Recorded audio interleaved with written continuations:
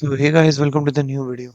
Today in this video we are going to see that how can you install Redis CLI on your Windows 11 PC, and also we will demonstrate that how can you basically use that Redis CLI.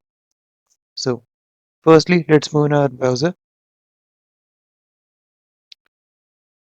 and then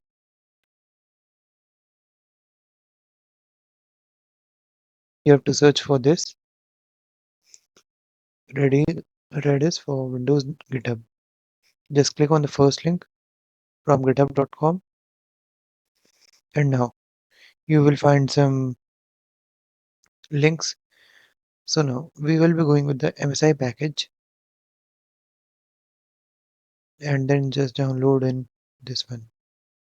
You can see that I have already downloaded this, but I will replace this just to demonstrate you. So I will just click on that, and after that I will click on next. I will accept the license agreement, then click on next. Then you have to copy this path. I'll tell you why you need this.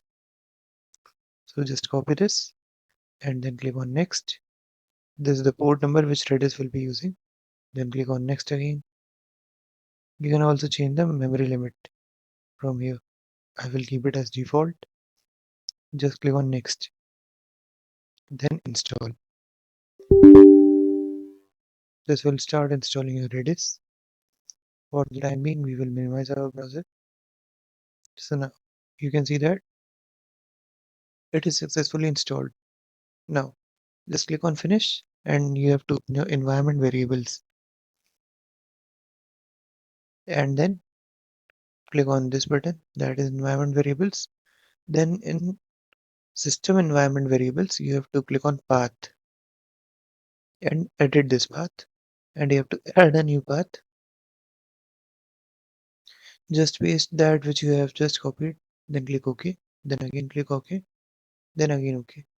Now what we have just done is making that Redis CLI globally, you can say, accessible. Now you can just go in your command prompt, and now your Redis CLI will be, you can say, you can use it from here. Let's try this Redis hyphen server. You can see that we have a Redis running Redis server. Now if we want to use the Redis CLI, we can just type this Redis CLI. You can see that this is the code and this is the, or you can say, address that it is using. Now if we want to add some uh, key and value pairs, like I will set the name as set name Pratham, then it will set my name. You can see that OK message. Now if I want to get the name, then you have to type the key name, that is name, get name, then this will return the value is Pratham. You can see that. So by this you can just configure your Redis and use it further.